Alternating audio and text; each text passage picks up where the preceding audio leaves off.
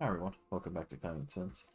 I've decided to do a crypto basics series of, I don't know, it'd probably be around 15 videos just explaining the basics of crypto and what some of the verbiage means and explaining it out a little bit.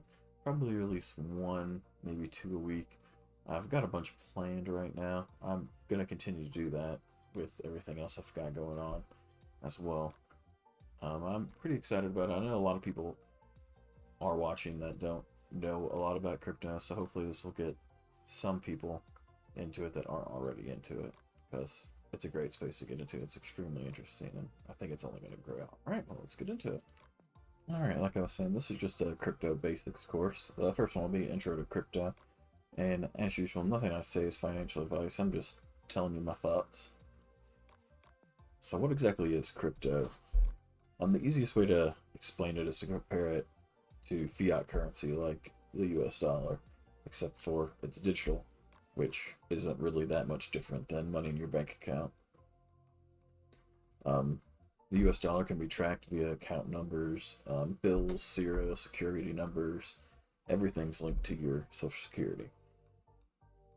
Crypto is linked to a wallet address, which is just like a bank account, and all transactions can be tracked via the wallet address or transaction IDs. You can look through the entire history of your wallet and look at transaction IDs and where things are going, where they're at, if they haven't arrived yet, if they're being processed. They're similar in that way. Crypto is decentralized, unlike the US dollar.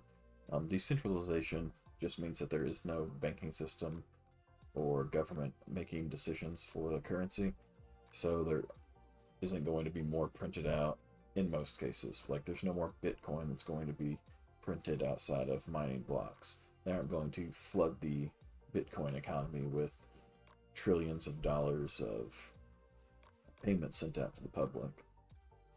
But the decentralization makes it possible to lend, borrow, and purchase without an identity. You just need a wallet.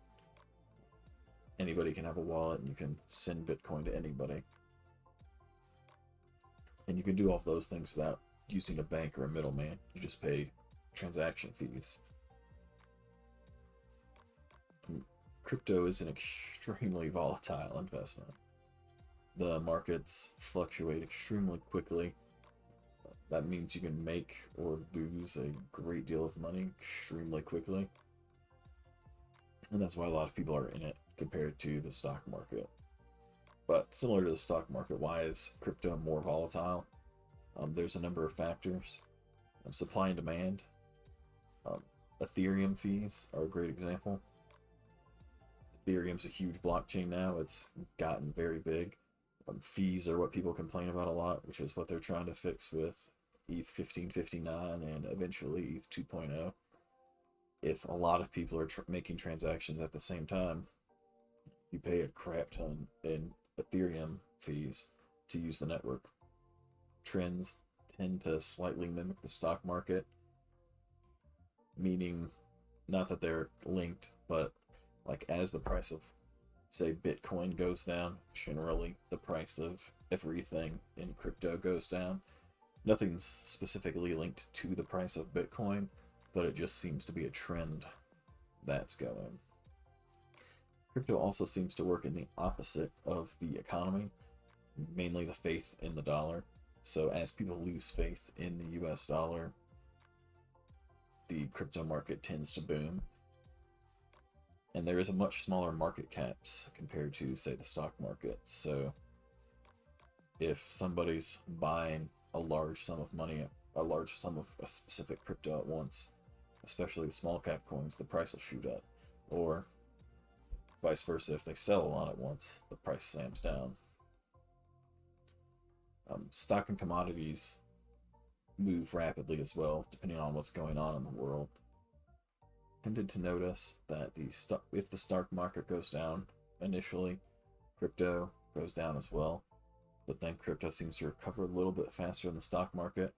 I think everybody panic sells and then starts transferring money over to the crypto.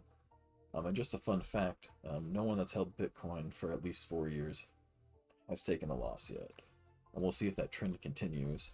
But if you look at the the graphs and the payment charts, anybody that's held it for at least 4 years has never lost money on it, which is great. A big thing with crypto is security. Exchanges where you buy and sell crypto can be hacked. Your bank account can be hacked too. The big difference is that bank accounts generally have insurance to cover the money if they lose it. If your crypto account gets hacked and they transfer out the crypto, you're not getting it back. And that's why you have wallets. Wallets are offline. They make hardware wallets, software wallets. They make hardware and software wallets that are linked. But I use a software wallet right now, but I back it up every day as well, just so that it's always available to me. Secured by a string. It's 12 random words that secure your string, that secure the wallet. They have public keys and private keys as well for your wallets. Public keys are your email address. That's what you give to people to pay you. And private keys are like your password. You don't want anybody to have those because then they can just log in and transfer your money out. Something that I read a couple times that helped wallets make more sense. It's important to remember that the person that holds the wallet owns the money. If you lose your wallet or the keys, it's almost impossible to recover. So like a hardware wallet's generally just like a USB drive. If you lose that and somebody finds it, they own it now. There is a pretty interesting story that pops up every time Bitcoin's price goes up, of the guy in Britain who lost a hard drive with a Bitcoin wallet on it, and it's got like 70 million pounds in it, and he keeps trying to get the council to let him dig through the dump to try to find this hard drive. He will probably never hold that money, ever. So it's important that you write down your keys, you back up your keys, you lock them up, and if you have an offline storage and you're holding, put it on that thumb drive and store it away. One of the big comparisons everybody always tries to make is the US dollar and why crypto is only used by hackers and that it's invaluable compared to the US dollar. But if you read about it, almost 40% of the US dollar, varying on where you're reading it from, US currency is printed in the last year. That's insane. But the US dollar is valuable because everyone in the world uses it, and that's decided its value. If the entire world stopped using the US dollar and started using the euro, the US dollar would skyrocket, and like it's an inflationary currency, so it would skyrocket and a dollar wouldn't be worth, well, a dollar. So why do cryptocurrencies have value? There are thousands of different cryptocurrencies, but mainly they break down into two core types. Coins, which are generally, they belong to a network on like a blockchain, and they're built up from the base code, and they take a considerable amount of time to create and put together. Or tokens that can be made in 2 minutes for around $10 on any number of networks. Basically, anytime Elon Musk tweets, there's like they're called shit coins, like 3 or 4 shit coins pop up based upon his. Now, there is something called a rug pull. They're kind of a concern with tokens.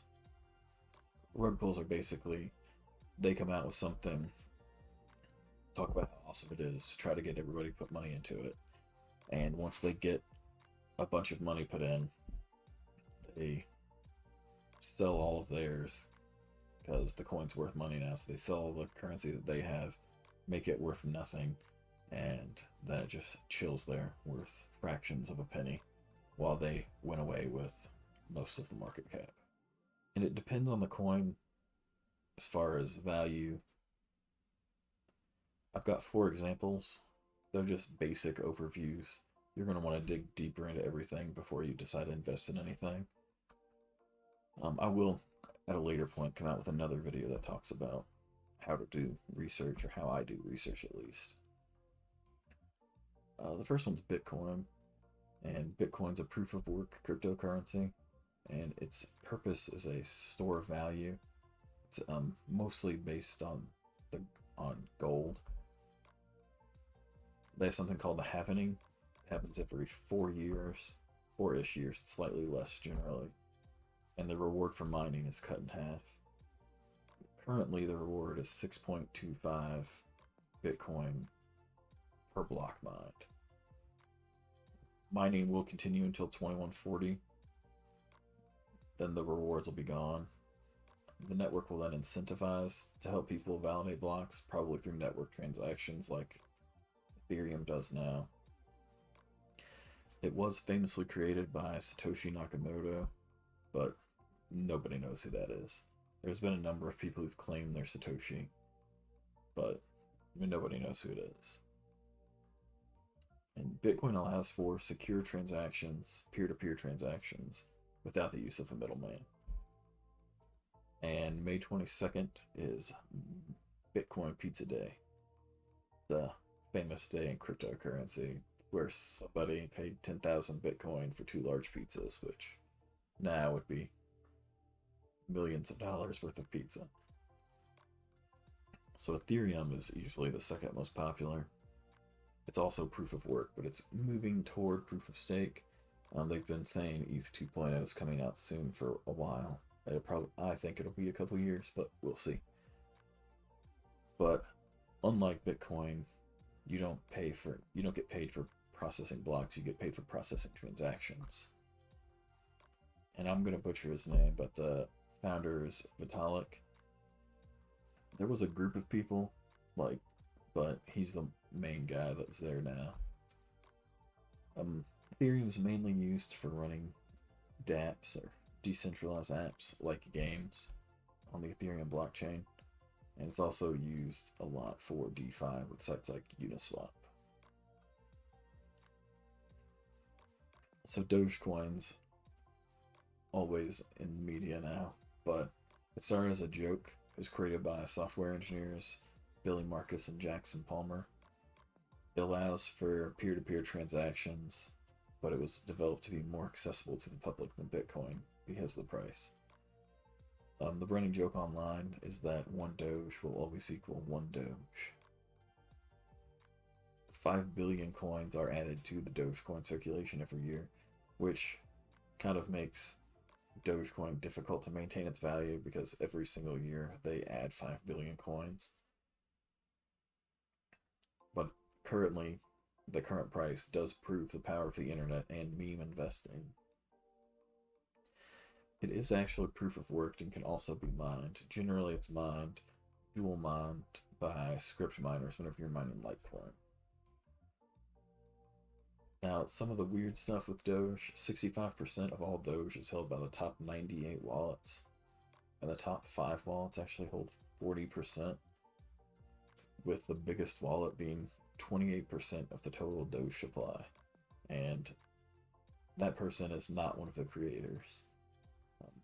They famously sold all of theirs. One of them bought like a Honda Civic in 2002 with all of his Dogecoin, but I guess they have recently just started buying more of it again.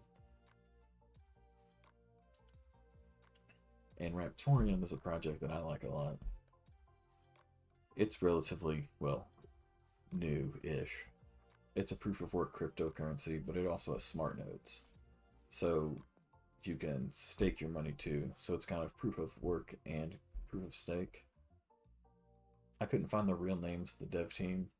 I know they're like big piggies on the Discord. They're all active on the Discord. The currency was in development for 3 years in a testnet before it went live, and it looks like it used to be built on Ravencoin, but then Ravencoin got breached, so they swapped over to Dash. I know the community is extremely active. I'm on a number of the smaller coin message boards on Discord, and the Discord for Raptorium is packed. Something's always going on. Each block mined is currently worth 5,000 Raptorium.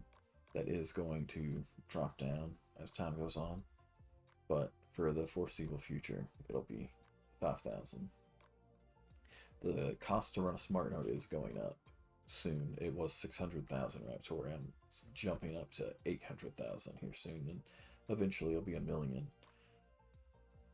So the use cases for Raptorium, there isn't a lot right now. Right, soon they're going to allow you to tokenize anything with a few clicks and be able to do decentralized apps and smart contracts. But smart contracts aren't going to be available until 2022. They're working on futures right now, and that should be wrapping up sometime soon based on the roadmap. Well, that's pretty much it as far as crypto basics are concerned. I do have a number more planned out, and I'll, like I said, plan on releasing those here. 1 or 2 a week probably as I get going. I'm shooting for 8 to 10 minutes, but we'll see. That this one may be closer to 15, but I won't know for sure until I start putting the video together. Thanks for watching. You all have a great day. I'll see you in the next one.